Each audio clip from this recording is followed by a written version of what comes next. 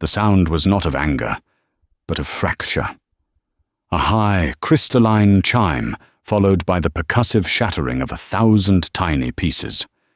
It was the third time that week a baccarat water carafe, valued at over $800, had met its end on the marble floors of Magnolia Hall.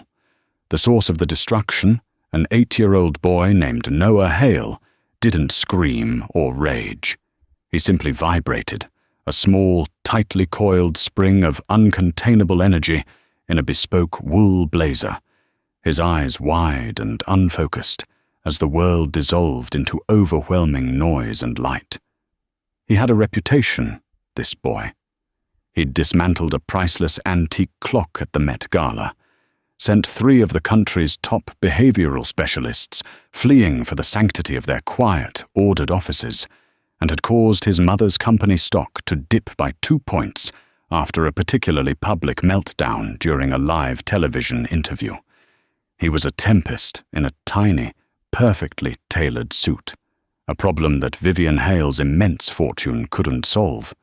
The tabloids, in their cruel, clipped shorthand, called him Hale's Terror. His mother, Vivian Hale, stood frozen a few feet away.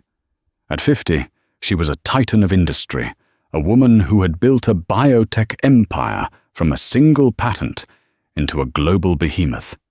Her face, a regular on the covers of Forbes and Fortune, was a study in controlled elegance. But now, in the opulent dining room of Magnolia Hall, that control was a brittle facade. She could negotiate hostile takeovers and sway government regulators, but she was powerless against the chaotic storm that was her own son. She had tried everything, every specialist, every therapy, every medication, everything except her. A 23-year-old waitress named Katie Spencer, who was 3 months behind on her grandmother's medical bills and currently picking a shard of French crystal out of the cuff of her worn black trousers. And she was about to do the one thing no one in Vivian Hale's orbit ever dared. She was about to ignore the Billionaire. Magnolia Hall was the kind of establishment where discretion was the most expensive item on the menu. It catered to the old money of the Upper East Side, the senators and surgeons who spoke in hushed tones about trusts and regattas. Katie Spencer knew their rhythms. At 23, she moved through the rarefied air with a quiet competence that was often mistaken for meekness. It wasn't meekness, it was observation. Her mind, a finely tuned instrument of pattern recognition, was always working, cataloguing the subtle tells of her clientele. The almost imperceptible tremor in a judge's hand as he reached for his water glass, the way a society wife's smile never quite reached her eyes. Her life was a landscape of quiet desperation and fierce love. By day, she served Michelin-starred cuisine to people who would never know her name. By night, she cared for her grandmother, a proud woman slowly being erased by the fog of dementia in a cramped apartment in Queens that always smelled faintly of lavender and vapor rub. Katie had once had a different life, a different path. She'd been a pediatric occupational therapy assistant, a rising star in her field, praised for her intuitive connection with children who lived in a world of sensory overload. But the pay was abysmal, the bureaucracy soul-crushing, and when her grandmother's health had taken a sharp turn, the steady, under-the-table cash tips of a place like Magnolia Hall became a necessity, not a choice. She'd traded her passion for a paycheck, a decision that left a hollow ache in her chest. She knew of Vivian Hale, of course. It was impossible not to. Hale Biopharmaceuticals was a household name. Vivienne was a legend, a widow who had taken her late husband's brilliant but chaotic research and forged it into an empire. But Katie knew of Noah through a different, more intimate channel, the hushed, exasperated gossip of the service industry. The boy was infamous. He'd been asked to leave the Central Park Zoo after attempting to organize the penguins by size. He'd short-circuited the sound system at a Broadway show because the bass was too fuzzy. He wasn't a spoiled brat in the traditional sense. He wasn't demanding or cruel. He was, as one terrified nanny had whispered to a friend at the bar, like a live wire in a rainstorm. It was a brisk Tuesday evening, the restaurant humming with the low thrum of wealth, when the reservation for Hale V appeared on the roster. The maitre d', a perpetually stressed man named Julian, had pulled Katie aside. Table 12, the boy. Just try to keep him contained. Whatever Mrs. Hale asks for, she gets. Understand? Katie understood. She had seen the performance begin the moment they were seated. It wasn't a tantrum. It was a shutdown. Noah had started by pressing his hands over his ears. "The music is too pointy, Mummy," he'd whispered, his small body tensing. "It's Vivaldi, Noah. It's calming," Vivian had replied, her voice tight with a forced patience that sounded more like a command. "The forks are too loud," Noah continued, shrinking in his seat as a busboy cleared a nearby table. "And the light," he said, pointing a trembling finger at the grand chandelier. "It's buzzing. It's making my teeth itch." "Noah, please. We talked about this. 20 minutes of quiet dinner." Vivian's voice was fraying at the edges. "The water tastes like metal," he'd said, pushing the newly filled glass away. That's when it had happened. In his haste to escape the offending glass, his elbow had caught the carafe. The beautiful, terrible sound had silenced the room. Now, as Julian rushed forward, his face a mask of mortified apology, and Vivian began a crisp, dismissive monologue about replacing the item, Katie moved. She didn't approach Vivian. She didn't fuss over the mess on the floor. She walked calmly to Noah. He was under the table now, curled into a tight ball, his hand still clamped over his ears. He was humming, a low, monotonic sound that was clearly a desperate attempt to create a wall of predictable noise against the unpredictable world. Katie knelt, her knees protesting on the cold marble. She didn't speak to him. She didn't touch him.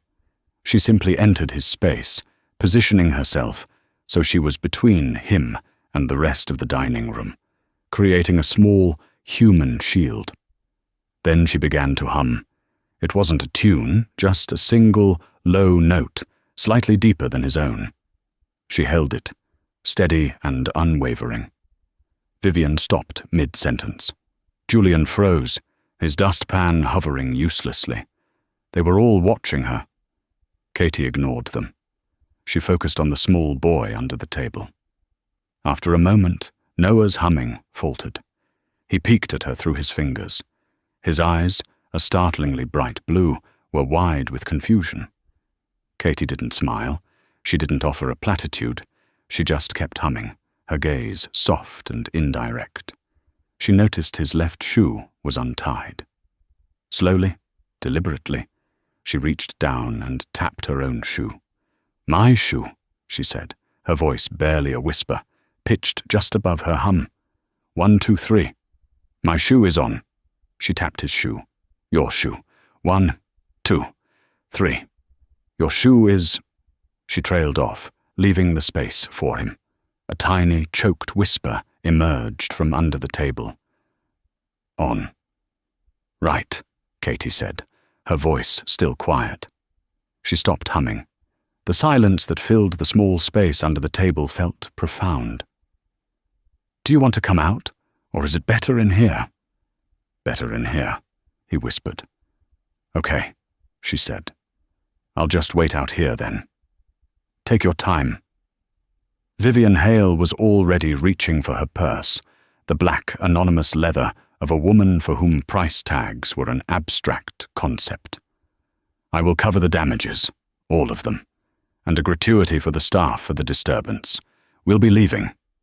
"No," a small voice said from under the table. It was Noah. He was crawling out, his face pale and tear-streaked, but his body was no longer vibrating. He looked at Katie. "I'm hungry." The entire restaurant seemed to exhale at once. Vivian stared, her perfectly sculpted mask of composure completely shattered. She was looking at Katie as if she were witnessing an act of alchemy. Katie stood up slowly, brushing the dust from her knees. She gave Noah a small, almost imperceptible nod before turning her professional waitress face back to his mother.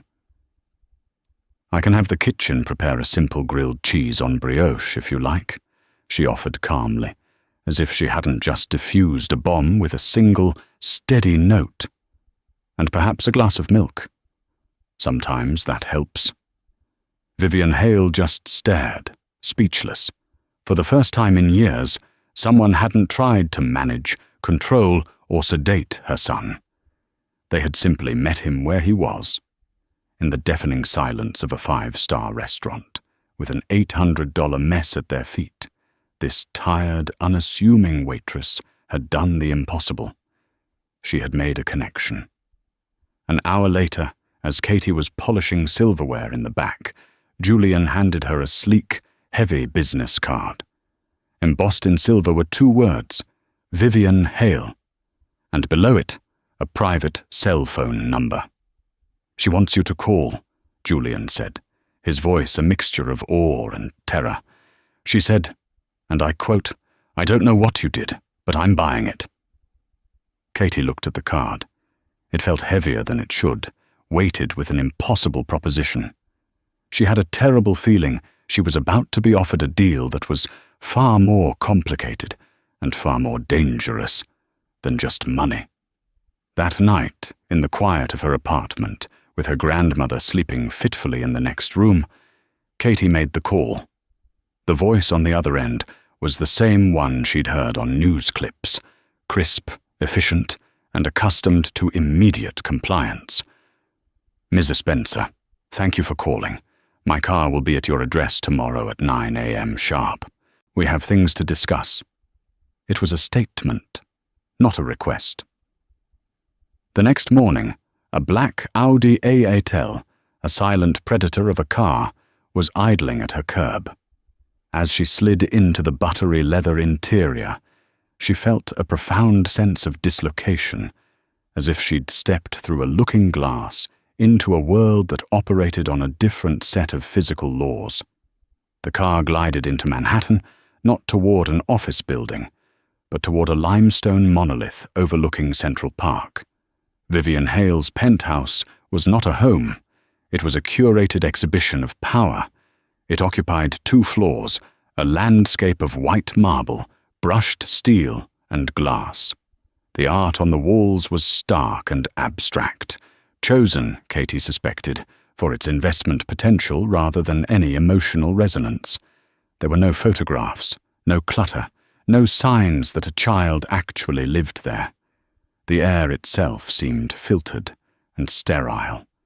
Vivienne was waiting for her, not in a living room, but in a home office that rivaled the command center of a small nation. She was dressed in a severe grey suit, looking less like a mother and more like a CEO, about to analyze a quarterly report. "Ms. Spencer," she began, gesturing to a chair that was likely more valuable than Katie's entire student debt. "I don't believe in wasting time. What I saw last night was effective. Every specialist I've hired has approached Noah as a behavioral problem to be solved. They used charts, data, reinforcement schedules. It's all failed. You used something else." "What was it?" Katie clutched the strap of her worn messenger bag. "I wasn't trying to solve him, Mrs. Hale. I was just trying to help him feel safe. The noise, the lights, the people. It was too much input. He was drowning in it. The humming, it's a co-regulation technique. It gives the nervous system a steady, predictable sensory input to focus on. It's grounding." Vivian absorbed this, her expression unreadable. "You have a background in this." I used to be a pediatric OT assistant, Katie admitted. Used to be. The question was sharp. The system is broken. It's more about paperwork than people. And I had family obligations. Vivian nodded, a curt, dismissive gesture. I see. I want to hire you, Ms. Spencer. Not as a nanny. I have staff for that. I want to hire you to manage Noah's environment, to do what you did. I want you to create a world where he doesn't shatter $800 carafes. The offer was blunt, transactional. She wasn't asking Katie to care for her son. She was asking her to be a human firewall. Mrs. Hale, Katie said carefully, it's not about the environment. Not entirely. It's about connection. He needs to be able to function in the world that exists, Vivian interrupted, her voice hardening. He is my son, my heir. He cannot spend his life hiding under tables. I will pay you $300,000 a year. You will have a budget for whatever resources you deem necessary. You will report directly to me. Your sole metric for success will be a quantifiable reduction in incidents. The number hung in the air, sucking the oxygen from the room. It was freedom.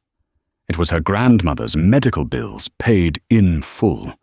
It was a life without the constant, gnawing anxiety of debt. But the terms felt cold, clinical, a quantifiable reduction in incidents. She was being hired to debug a system, not to nurture a child. Before she could respond, a man's voice, smooth as aged whiskey, echoed from the doorway. Vivian, darling, you can't be serious. You're entrusting Noah to the help. A man stepped into the office. He was handsome in a severe, angular way, dressed in a suit that was even more impeccably tailored than Vivienne's. He looked at Katie with an expression of polite, dismissive curiosity, the way one might look at a new piece of kitchen equipment. Marcus, this doesn't concern you, Vivian said, her tone icy.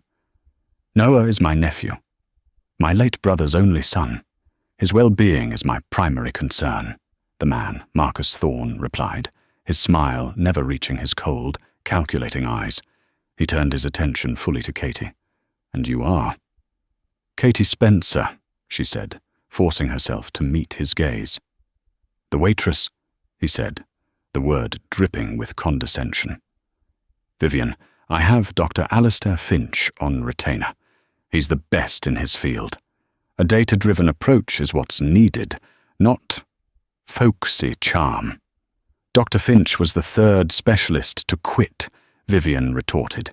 Because you didn't give his methods time to work, Marcus insisted, his voice rising slightly. You need a firm, structured hand, for Noah, and if you don't mind me saying, for yourself. You're letting emotion cloud your judgment. Katie watched the exchange, a knot tightening in her stomach. This wasn't a family, it was a boardroom. Marcus wasn't a concerned uncle. He was a rival executive, vying for control. I'm not a technique, Katie said suddenly, her voice quiet but firm. Both Vivian and Marcus turned to look at her, surprised she'd spoken. Noah isn't a line of code that needs debugging. He's a little boy who is grieving his father and is overwhelmed by the world. Grief is a chemical imbalance that can be managed, Marcus scoffed. It's a hole in his heart, Katie countered, standing up. The audacity of her own words surprised her. And you can't fill it with data or money. She looked directly at Vivian. If I take this job, Mrs. Hale, it's on my terms. Marcus let out a short, incredulous laugh. Terms? You're in no position. What are they? Vivian cut him off, her eyes locked on Katie's. One, Katie began, her confidence growing. My title is not manager, it's advocate. My job is to advocate for Noah's needs, not just to reduce incidents. Success will be measured by his happiness, not by your balance sheet. Vivian's jaw tightened, but she nodded. Go on. 2, Katie said, glancing at Marcus. Mr. Thorne is not to interfere. His input is not productive. When I am with Noah, my authority is absolute." "This is outrageous," Marcus sputtered. "Vivian, she's a child." "Is that condition acceptable, Mrs. Hale?" Katie pressed, ignoring him. Vivian looked from Marcus's furious face to Katie's calm one. After a long, tense moment, she gave a curt nod. "Acceptable." "And 3, Katie said, taking a deep breath. "You are involved. This isn't something you can delegate. If I tell you Noah needs his mother to sit on the floor and hum with him, you do it. No board meetings, no excuses. I can't be a replacement for you. I can only be a bridge." The silence in the room was absolute. Marcus looked as if he might have an aneurysm. Vivian Hale, the woman who commanded armies of lawyers and scientists, was being given orders by a 23-year-old waitress from Queens. Katie expected to be thrown out. Instead, a strange, unreadable expression crossed Vivian's face. It wasn't a smile, but it was the closest thing to warmth Katie had seen. "You begin Monday," she said. "And Ms. Spencer, call me Vivian." Katie's first week was a silent war of attrition. The penthouse was, as she had suspected, a sensory minefield for Noah. The recessed lighting hummed at a frequency that made his skin crawl. The polished marble floors amplified every sound, and the staff, trained to be silent and invisible, moved like ghosts, their sudden appearances a constant source of anxiety for him. Katie's first act was to request thick, soft rugs for the main living areas. "They will ruin the aesthetic," Vivian had stated flatly over the phone. "The current aesthetic is causing physical pain," Katie had countered. "Which is more important?" The rugs arrived the next day. Her second act was to create a safe zone in Noah's bedroom, a small tent filled with soft pillows, weighted blankets, and noise-cancelling headphones. It was a space where he could retreat and decompress when the world became too much. Noah didn't use it at first. He'd watch it from his doorway, suspicious. Katie didn't push. She simply sat near the tent and read a book. For 3 days, that was their routine. She would sit, and he would watch. The breakthrough came unexpectedly. Katie was unpacking a box of what she called sensory tools, textured balls, therapy putty, fidget spinners, when Noah approached, his eyes fixed on a set of colourful, interlocking plastic blocks. They weren't Legos. They were a specialised building set used in occupational therapy, designed for fine motor skill development. "What are those?" he asked, his first voluntary words to her all week. "They're called Lux blocks," Katie said. "They connect on any side. You can build things that curve and bend." He reached out a tentative hand. Katie pushed the box towards him. For the next 4 hours, Noah was silent, completely absorbed. He didn't just stack the blocks. He created intricate geometric patterns, his small fingers moving with a startling dexterity. He was building spheres, spirals, complex structures that seemed to defy gravity. He wasn't just playing. He was creating order out of chaos, one block at a time. Katie watched, mesmerized. This was his language. Vivian came home to find her vast, minimalist living room floor covered in these bizarre, colorful sculptures. Katie was sitting on the floor, observing. Noah was in his own world, humming happily. "What is all this?" Vivian demanded, her voice sharp. The spell was broken. Noah flinched and retreated, scrambling away from his creations. "This is Noah communicating," Katie said softly, standing up. "Look at the patterns, the symmetry. It's extraordinary. His mind sees the world in a way most people can't." "It's a mess," Vivian said, her eyes sweeping over the floor with distaste. "He's supposed to be working on his French with his tutor." He needs this more than he needs French, Katie insisted. This isn't just play, it's how he processes. It's how he feels grounded. I hired you to integrate him into the world, Mrs. Spencer, not to turn my home into a playground. The use of her last name was a clear sign of Vivian's displeasure. The fragile truce between them was already strained. The tension was amplified by Marcus Thorne's constant presence. He would appear unannounced, bringing Noah expensive, overstimulating toys, a remote-controlled drone that was too loud, a virtual reality headset that was too intense. Each gift would inevitably lead to a meltdown, which Marcus would observe with a look of theatrical concern. "You see, Vivian," he'd say, placing a comforting hand on her arm. "The boy is spiraling.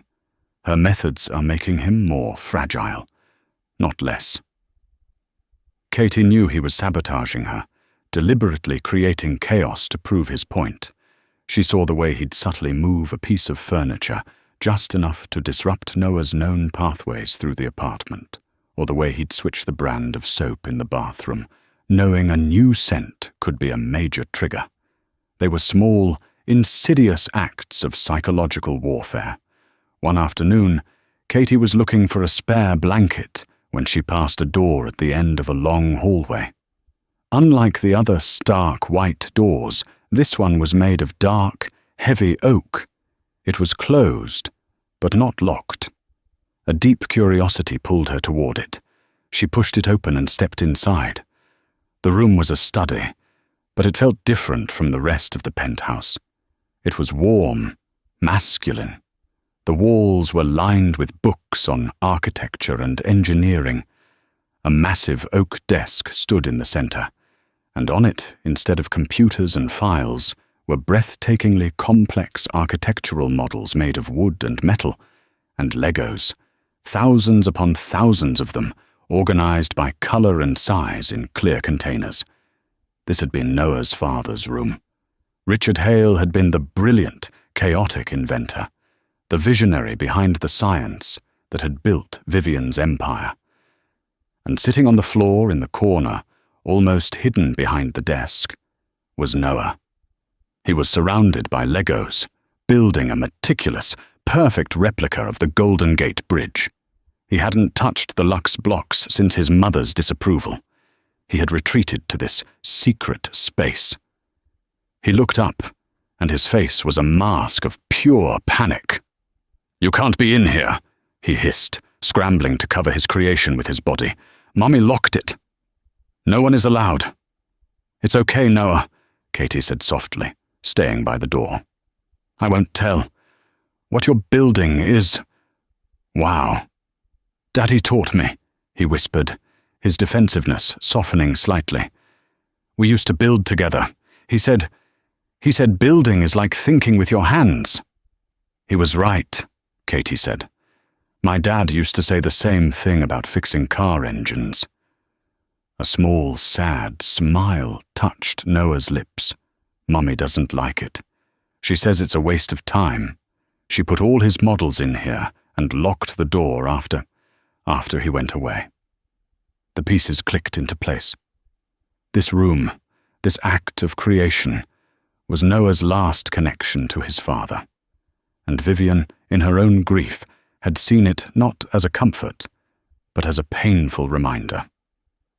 By locking the door, she thought she was closing the door on the past, but for Noah, she had locked him away from the one thing that made him feel whole.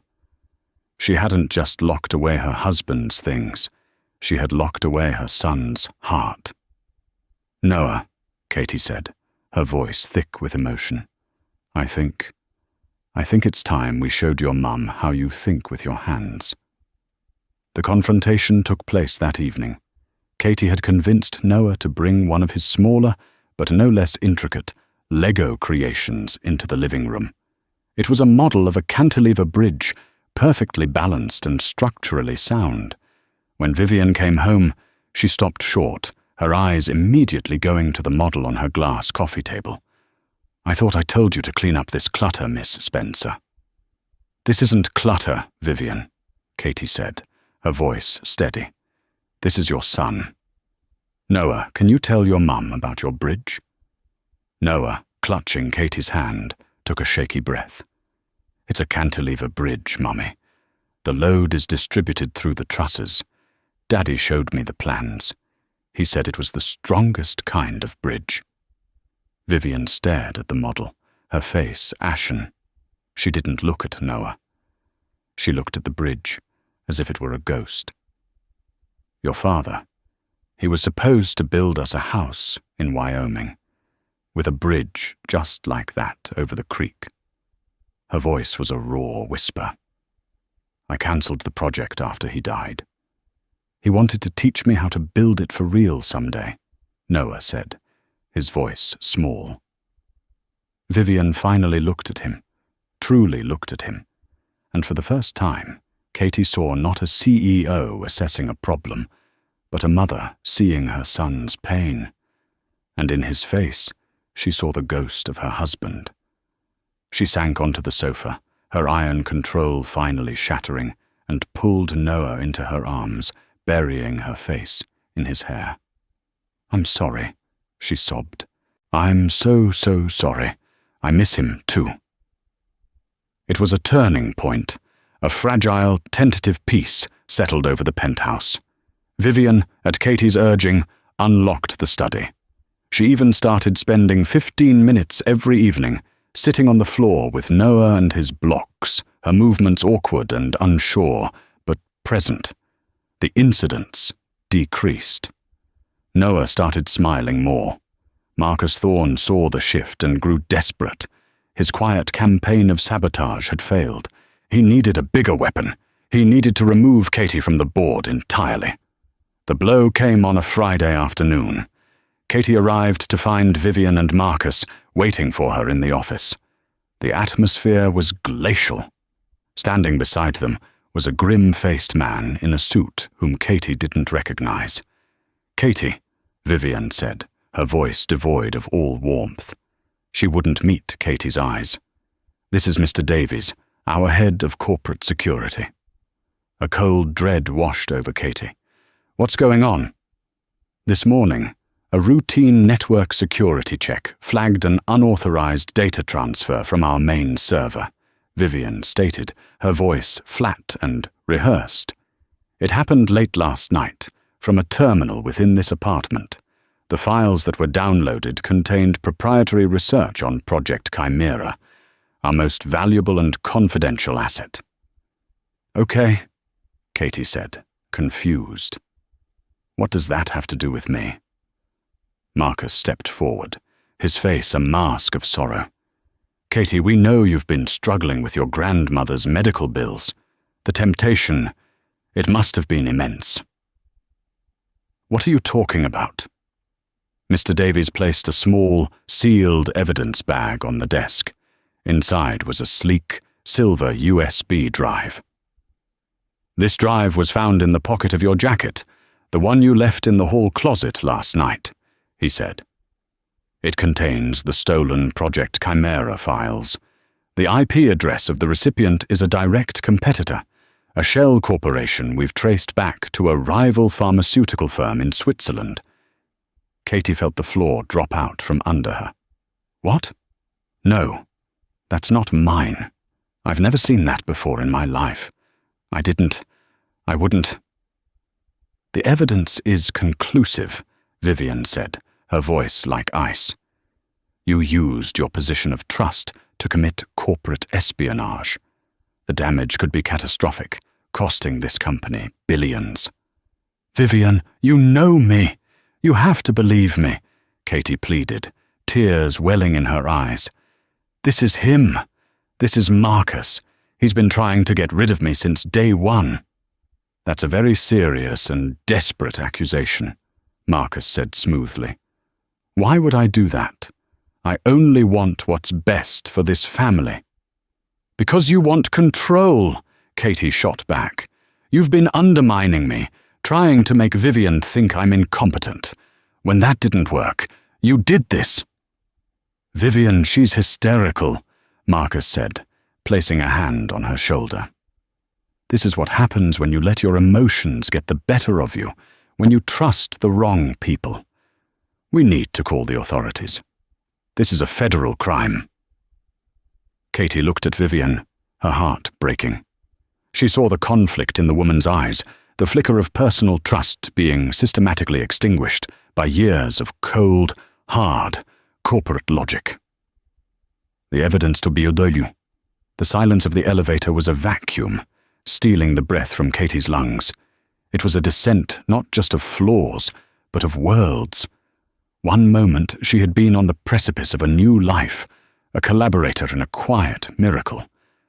The next, she was plummeting back into the cold reality of her old one, branded a thief, a traitor. Mr. Davies, a man of impassive granite, didn't speak. His presence was a wall, sealing her off from the life she had just been ejected from. As the polished doors slid open to the opulent lobby, a space she had crossed with a burgeoning sense of purpose only that morning, she felt like a ghost being exorcised. The betrayal was a physical sensation, a shard of ice lodged beneath her sternum. It wasn't the loss of the job, or even the outrageous accusation. It was the look in Vivian's eyes, the swift, clinical amputation of trust. Katie had built a bridge, painstakingly, note by note, block by block, and Vivian had just dynamited it without a second thought, convinced it was structurally unsound. The journey back to Queens was a smear of blurred lights and muffled sounds. The subway car, usually a chaotic symphony of 100 different lives, felt unnervingly silent, as if the world had muted itself in solidarity with her shock. Her apartment, once a sanctuary of lavender and vapor rub, now felt like a cage. It was small, confining, a physical manifestation of the life she had so nearly escaped. For 2 days, she existed in a state of suspended animation. She went through the motions of caring for her grandmother, her hands steady as they administered medication, her voice a soothing murmur as she navigated the labyrinth of dementia. Induced confusion. But inside, she was adrift. The money from Vivian, a severance package so large it felt more like a gag order, sat in her bank account like a radioactive isotope, glowing with accusation. It was the price of her silence, the cost of a shattered reputation. It was blood money, and it solved all her problems while simultaneously creating a new, unfillable void where her purpose had been. She found herself replaying every interaction, every small victory, searching for the moment the foundation had cracked. Had she been too confident? Had she pushed Vivian too hard? The irony was crushing. Her greatest strength, her ability to see and connect with the unseen needs of a child, had been twisted into a weapon against her. Marcus had seen that connection not as a bridge, but as a threat to his own influence. He hadn't just framed her, he had used her very nature, her empathy, as the scaffolding for his lie. He knew Vivian would see her financial desperation as a plausible motive because, to people like them, everything was transactional. Kindness was a currency, and trust was an asset to be leveraged. On the third morning, the fog of her despair was pierced by the insistent shriek of the building's intercom. It was Eleanor, Vivian's assistant, her voice a strained whisper. "Katie, I have to come up. Please, don't hang up." Eleanor stood at her door 5 minutes later, clutching a large flat box from a high-end art supply store, her face pale and her eyes darting nervously, as if expecting corporate security to rappel down the hallway. "I shouldn't be here," she said, thrusting the box into Katie's hands. "If they knew, I'd be fired. Worse." "Eleanor, what is this?" "It's Noah," she whispered, her voice cracking. He's not good, Katie. Since you left, it's been a nightmare. He won't eat, he won't speak, he just vibrates. And he breaks things. Not like before, not in a panic. It's deliberate. He took a heavy bookend yesterday and systematically smashed every piece of Lalique crystal on the mantel. He looked right at Vivian while he did it. It was a message. Eleanor took a shaky breath. This morning, he locked himself in his father's study. He wouldn't come out. When Vivian finally got the door open, he was gone. We found him in the hall closet, hiding inside your old coat that was still hanging there. He had this. She gestured to the box. He refused to let it go. He just kept pointing at it, and then at the front door, making a single, low sound. A hum. Your hum. I think he was trying to send it to you. Katie's hands trembled as she placed the box on her small coffee table. She lifted the lid. Inside, nestled in a bed of pristine white foam, was the Lego model. It wasn't just a replica of the study. It was a diorama of a crime, a silent, damning testimony built with a child's unerring eye for detail. The room was perfect, down to the tiny, intricate model of a cantilever bridge on the main desk. But the story was happening at the side credenza, where the old, forgotten computer terminal sat. The figure of Marcus, his suit a stark black, was positioned there, one hand holding a tiny, translucent silver brick, the USB drive, while the other pointed towards a miniature recreation of Katie's jacket, carelessly draped over a nearby chair. It was a confession in plastic. But there was more. Taped to the inside lid of the box was a folded drawing, done in Noah's precise, architectural hand. It wasn't a drawing of the study. It was a wiring diagram. A simple schematic showing two computers, one labeled Mummy and the other Daddy, both connected by a thick red line to a central box labeled Server. From the Daddy computer, however, another red line snaked away to a small box in the corner labeled Uncle M. And beside it, in shaky, almost illegible letters, were two words: Secret Door. He hadn't just seen the act, he had understood the methodology. He had absorbed his father's talk of networks and back doors, of systems and schematics, and applied it with devastating logic. He was thinking with his hands, yes, but he was also thinking in a language of pure systems analysis that no one, least of all Marcus, had ever credited him with. The grief that had paralyzed Katie was instantly burned away by a white-hot current of purpose. This was not about her job or her reputation anymore. This was about the little boy who was smashing his silent world to pieces, trying to scream a truth no one was listening to. She looked at Eleanor, whose face was a mixture of fear and hope. Thank you, Eleanor. You risked everything to bring this here.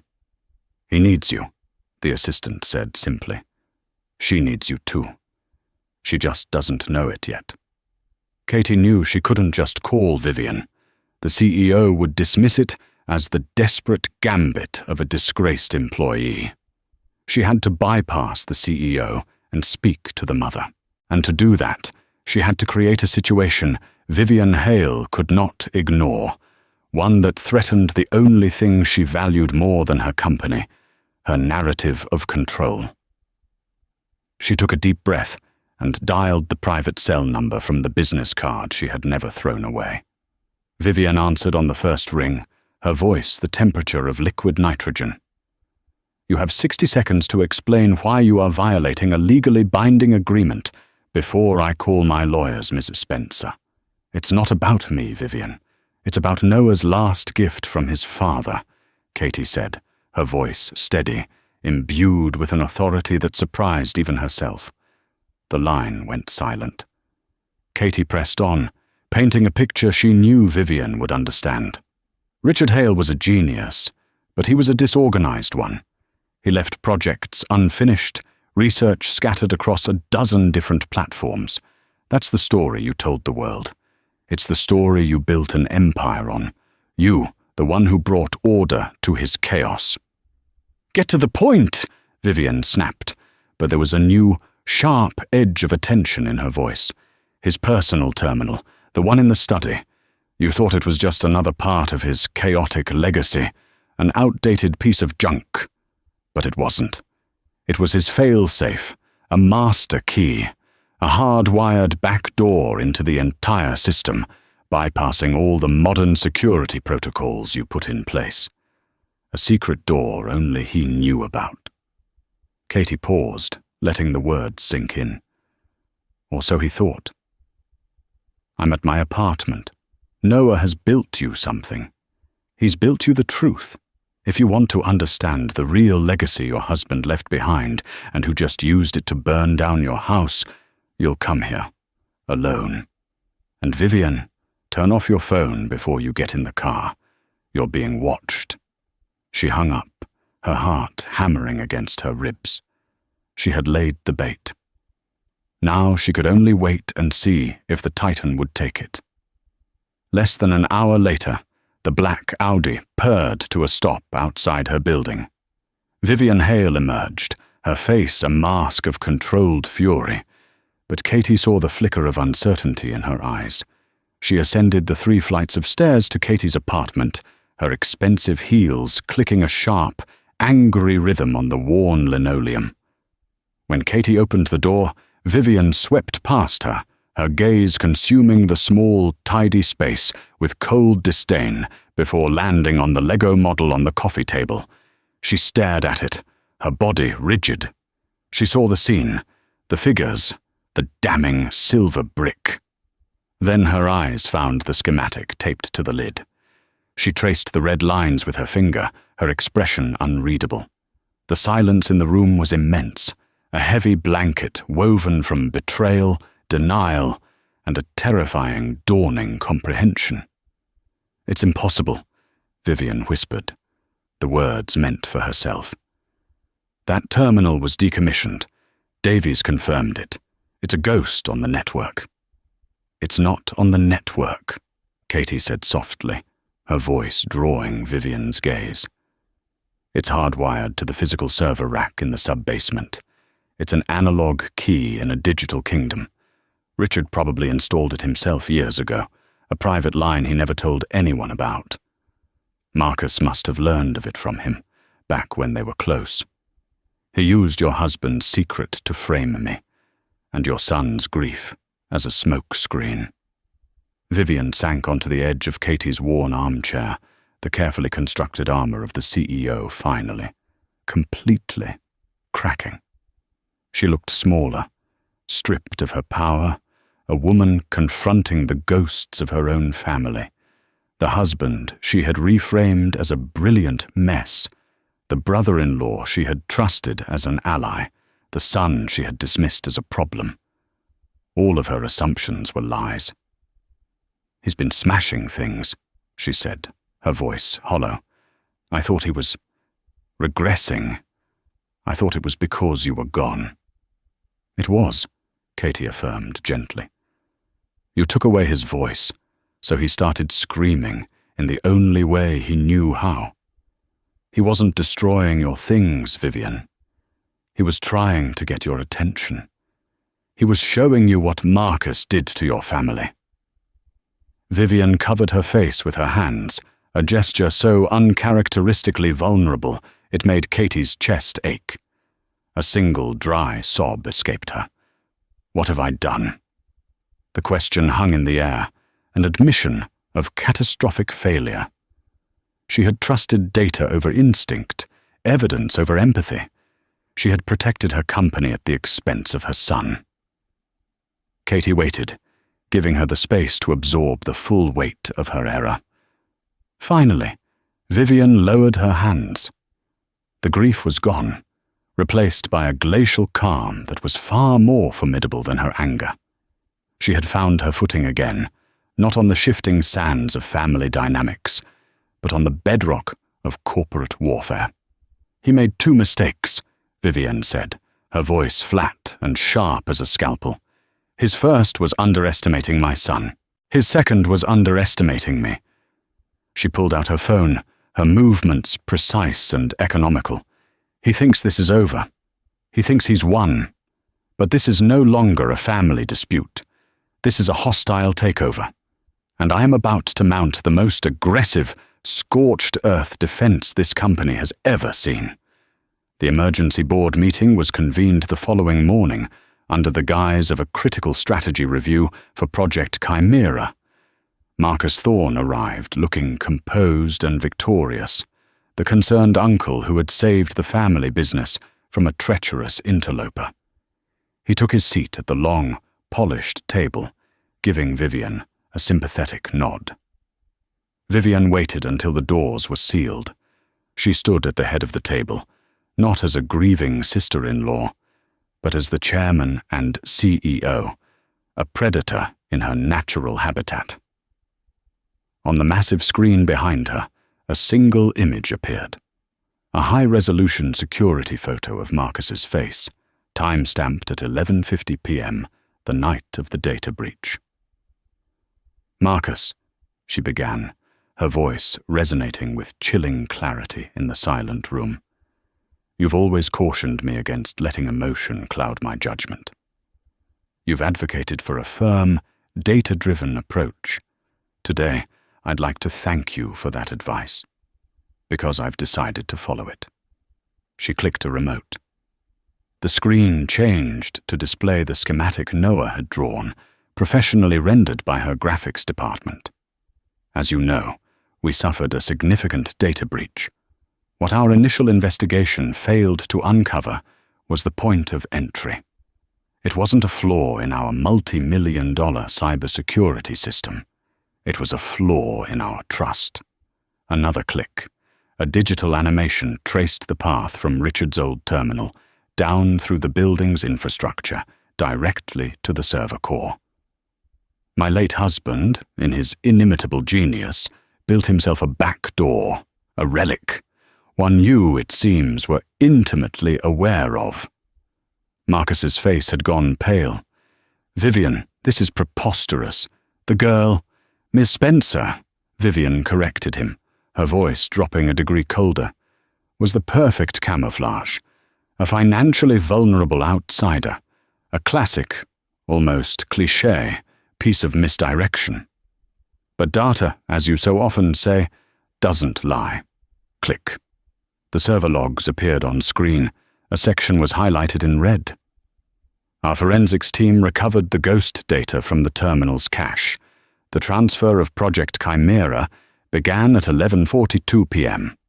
It was routed through an encrypted proxy in Switzerland, the same proxy our financial crimes unit discovered this morning, that is linked to a shell corporation you opened 3 months ago. Click. Bank records. Stock trades. A pattern of systematic short-selling against Hale Bio, timed to coincide with the anticipated fallout from the data leak. She laid out the evidence with the brutal, methodical precision of a master strategist, building a cage of irrefutable facts around him. The board members, men and women, who dealt in billions, watched in stunned silence, their gazes shifting from the damning evidence on the screen to the unraveling man at the table. This was never about protecting the company, Vivian concluded, stepping away from the podium and walking slowly towards her brother-in-law. She leaned down, her voice a low, intimate whisper that everyone in the room could hear. This was about control. You saw my son not as your nephew, but as a liability. You saw his advocate not as a help, but as a threat to your influence. You tried to use my son's pain as a weapon against me. You tried to isolate us. You saw my family as a corporation to be dismantled for parts. She stood up straight, her voice returning to its boardroom command. The board has voted. You are removed from your position, effective immediately. Your shares are forfeit under the criminal activity clause in your contract. Security will escort you to your office to collect your personal belongings, and then they will escort you from my building. My legal team will be in touch regarding the civil suit for damages. The evidence of federal crimes, corporate espionage, insider trading, wire fraud, has already been transmitted to the U.S. Attorney's Office." She looked him directly in the eye, the last vestiges of family connection severed. "You told me I needed a firm hand. You were right. Now get out of my house." That evening, Katie didn't wait for the Audi. She took the subway back to the Upper East Side, the journey feeling entirely different this time. It was a choice, not a summons. When she entered the penthouse, it was quiet, but it was a different kind of quiet. It wasn't sterile, it was calm. The harsh, recessed lighting had been replaced with warmer, softer lamps. Thick, plush rugs covered the marble floors. She found them in Richard's study. The door was wide open. Vivian wasn't in a suit.